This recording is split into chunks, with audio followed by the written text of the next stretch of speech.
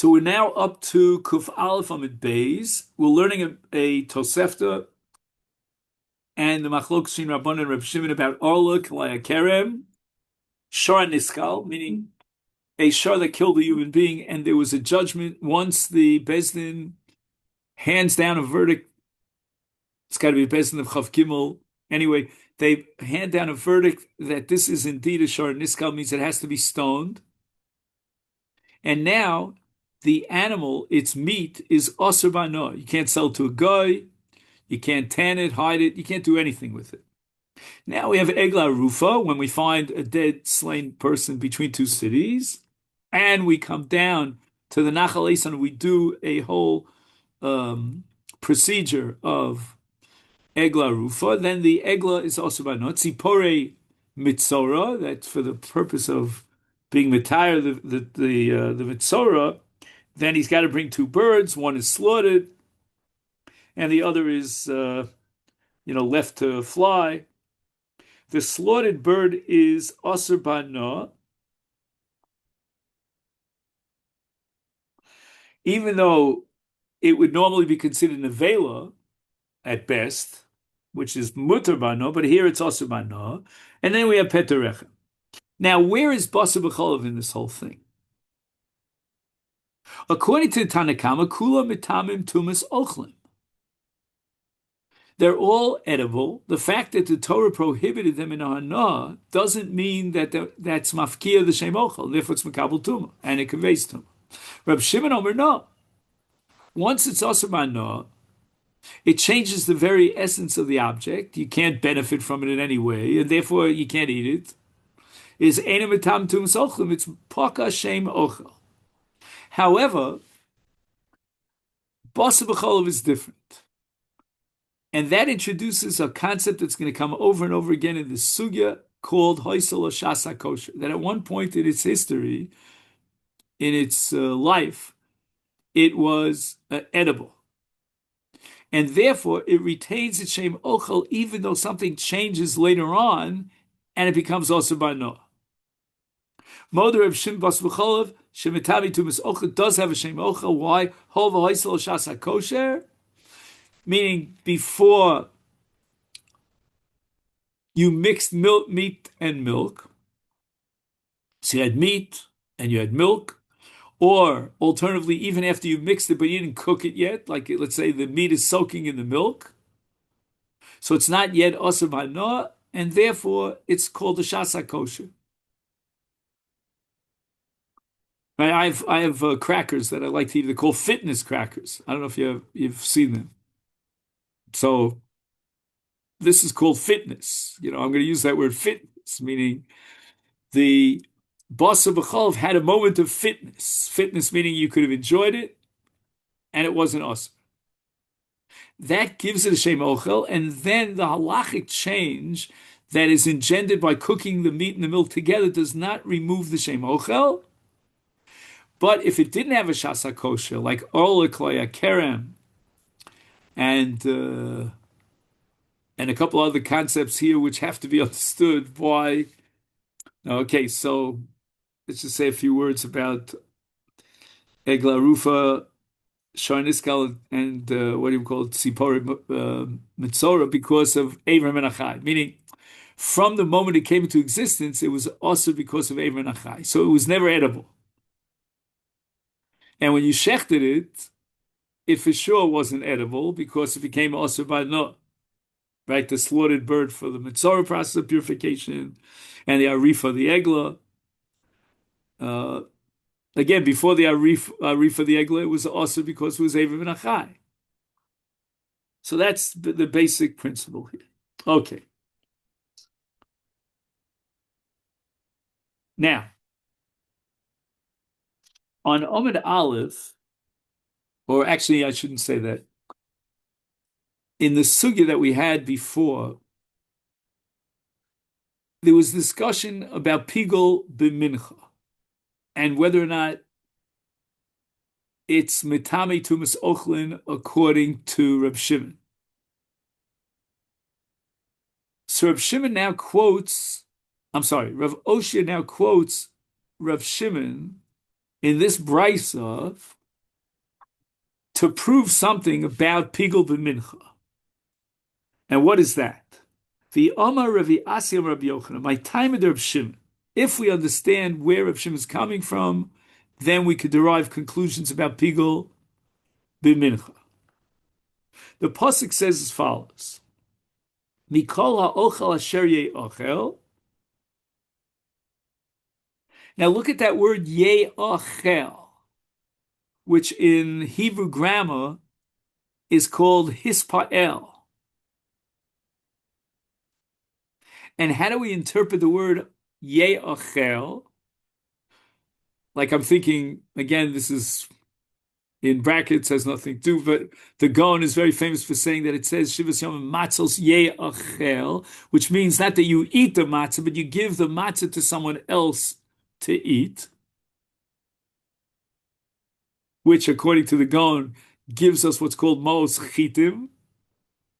And here, the word ye'achel is going to be interpreted Ochel shata yochel lahachil lacherim kori ochel, meaning if I want to sell this ochel to a non-Jew, then it has a shem ochel, if I'm allowed to do so.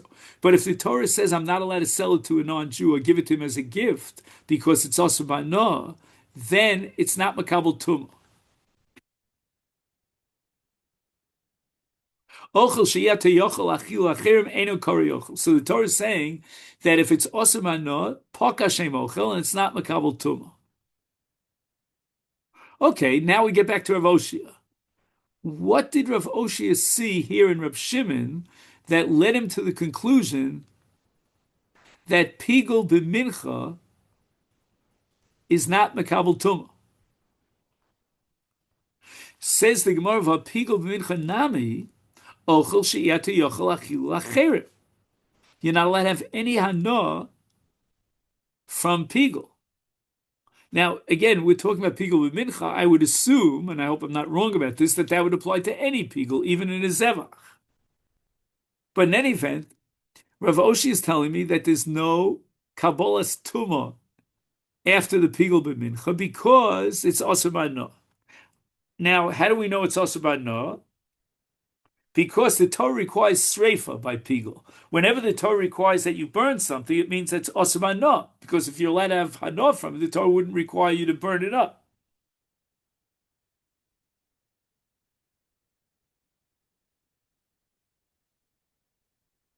But here we have a major problem on both sides, because Reb Shimon agreed that Basa B'Cholov is Makabel Tumah, and it has a Shem Ochel. Why? Because it had a Shas HaKoch. It had a moment of fitness. Here also, the Bin had a moment of fitness before he had a Machshavas Pigul. Ihachi, says the Gemara, if according to Reb Shimon, what determines whether there's a Shem Ochel or not? It's the question of whether or not you're allowed to give it to a guy and be nene from it. Is Bas B'Cholov Nami?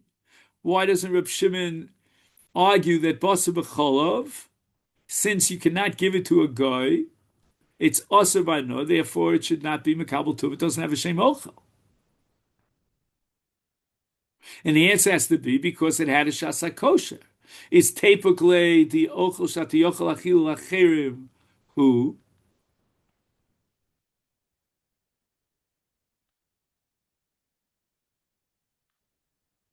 I'm just trying to understand what the word typically means here in this context. Just one second.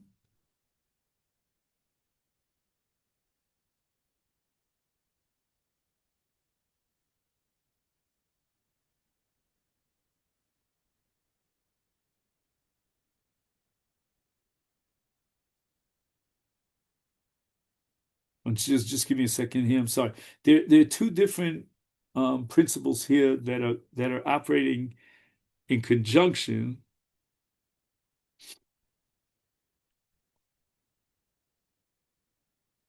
I see.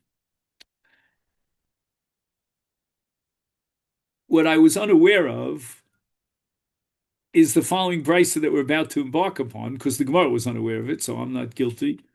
That Basa B'Chol is mutar b'Noah, according to Reb Shimon. We know that Bas B'Cholav is Osur B'No because we don't accept Reb Shimon, but Reb Shimon holds that Bas B'Cholav is Mutar B'No, and therefore it has a Shem Ochel, and therefore it's Makabel Tumah. There's no need to introduce the concept of Hoya Lo Shas HaKosher. The Sanya, we learned to the Bryce, Reb Shimon ben Yehuda Mishum Reb Shimon, Bas B'Cholav Osur B'Achilu Mutar B'No, Shenemar, because the pasuk says, "Kiam." Oh, this is Xer Shav of Kadosh Kadosh. Kiam Kadosh Hatosh Lashem Elokecha Lo Svashel Gedivach Levim Olahalan Omer.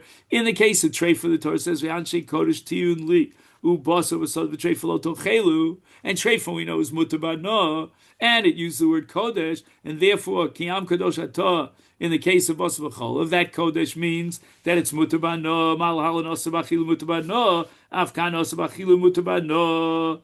So Reb Shimon Paskins that Bas B'Chol is Mutar B'No, and therefore, if we go back to the pasuk of Ye'achel, then it is Ye'achel. You can give it to a guy to eat.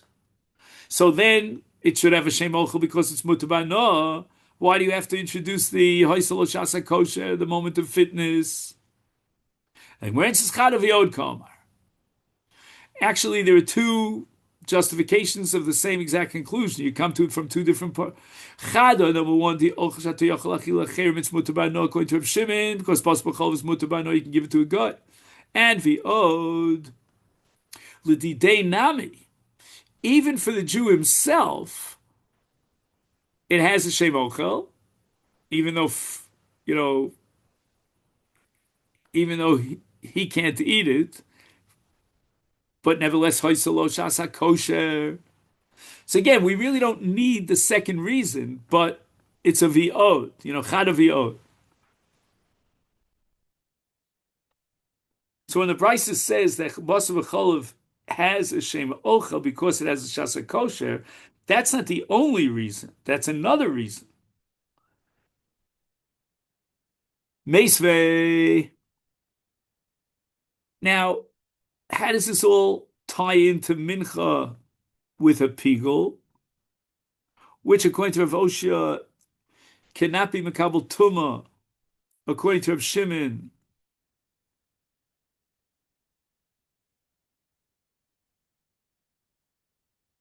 Because it doesn't have a Shem Ochel Tosabah No. Meisvei, I'll ask you Kasha from Brisa, Rabbi Shimon Omer, Yesh Nosar. Shehu mitami tumas ochlin, v'yesh nosa sheinu mitami tumas ochlin. Ketzad lan lifnei zrika, eino mitami tumas ochlin. Li'achar zrika, mitami tumas ochlin. Right, because if it's li'achar zrika, then it had a shas kosher, and therefore it's makabel tuma. Upigel, but the Brisa says that with regard to Pigel, Bein Kodshe, Kodshe, Bein Kodshe, Mikal, Eina Mitami Tumas Ochlin.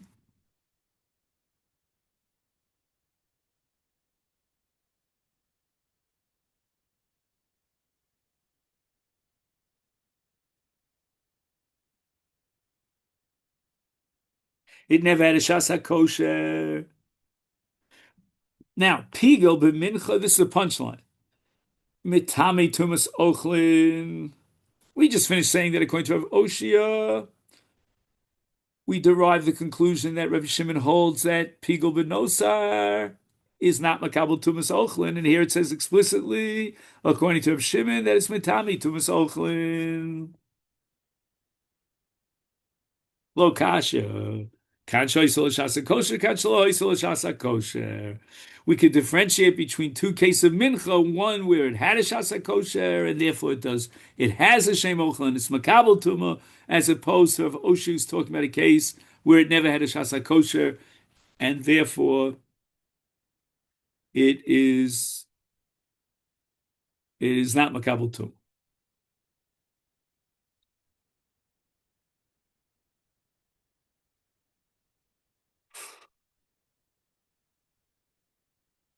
Okay, so now we have to figure this out. Hechi dami. Gemara says, what's the case where the grains were permitted before he was makdish? They weren't permitted. Hechi dami lo hoyse shasa kosher. Dr. Shinu b'mechumar. He was makadesh the grains while they were still growing, which is a chiddush to me that you could do such a thing, but the Gemara assumes you can. It's attached to the ground, and it's not an ochel. Anything that's mechubel l'karka is not an ochel. And that's why it's not makabel tumah. Doesn't have a shem ochel.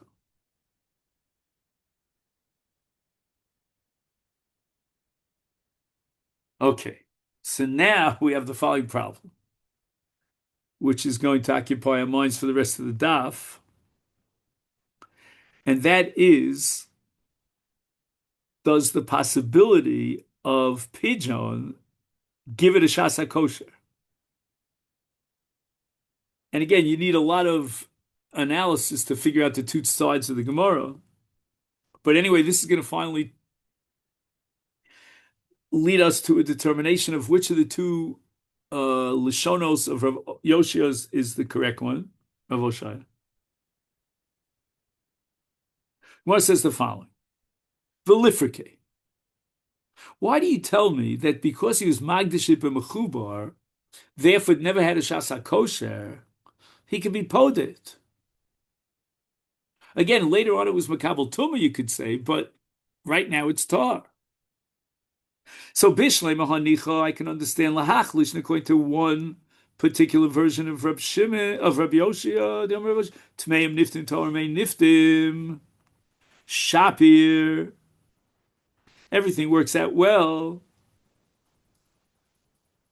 because Rav Oshia holds that Tahor Menu Niftim. So you can't tell me it had a Shasa kosher because it lent itself to pigeon.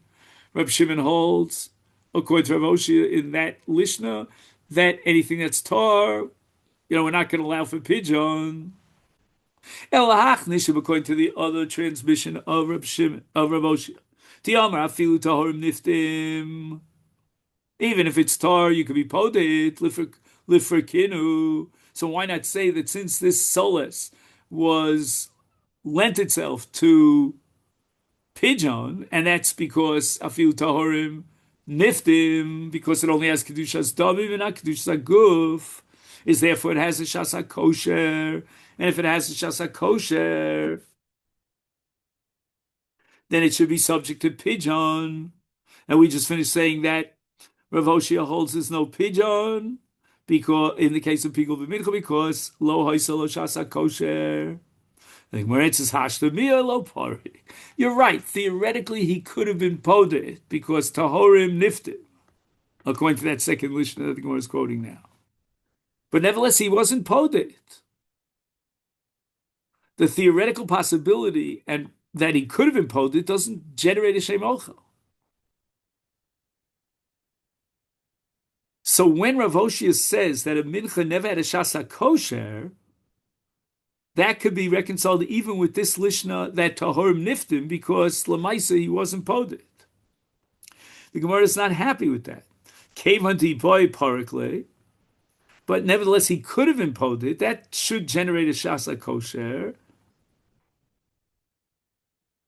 and allow for pigeon. I'm going to prove to you from Paraduma, that Rav Shimon is of the opinion that that which lends itself to pigeon is considered as if he already redeemed it. This Sanya, Rav Shimon Omer Para Mitama Tumas Ochlin, Hol V'Hoisel Hashas HaKosher. I say after he shechted the Paraduma, then it's Makabel Tuma, because it had a Shas HaKosher. Where's the Shasa kosher? Omer Rabbi Shlokish, Omer Hoy Rabbi Shimon, Para Niftes Al Gabi Marachta. No, it's considered Hoysel Shasa kosher, even when it's on the Maracha. Maracha mean on the fire of the Mizbeach after it's slaughtered, right? Because there's first the slaughtering, then it's redeemable, and then you burn it.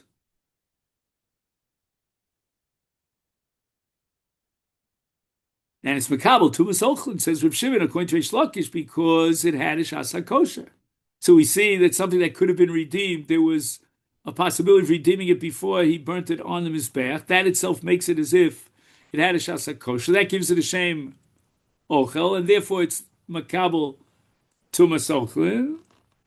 And why not to say the same logic by mincha when there was pigul? It had a shasa kosher, a moment of fitness, because it could have been redeemed. And kol omed liftos kipadu domi. Gemara says, let's differentiate between paraduma and a korban mincha. Bishlema para omedes liftosi. She'im motzach cheres noami menu mitzliftoso. It's very rare to find a paraduma. And therefore, lechatchila up front, they settled for the nebuch, the lean paraduma. But if they find a better paraduma, then they'd love to be poda the first paraduma, and that's the mitzvah, in order to designate the second paraduma, which is much nicer. And that's considered haisalo shasa kosher because we really want to encourage pidyon if possible. But in minchas, in a mincha, he'll bring the best mincha he possibly can find with the finest flour. Is mitzvah liftosan? Now you want to tell me that it's omed liftos kipadi done because there's a mitzvah to be poded? Why should we be poded? There's no reason or rhyme to be poded.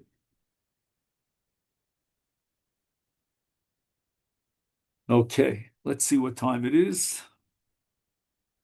Oh, it's late. So even though we didn't finish the daf yet, I think we should take a break because now the Gemara is going to raise the question about Lina. So that, even though we're in the middle of a sugi, I think we should come with a fresh start tomorrow. And yeah, same time tomorrow. Please remind me that tomorrow's shir is dedicated in memory of my father, Zichron Levrach. I have Yortzeit tonight and tomorrow for my father.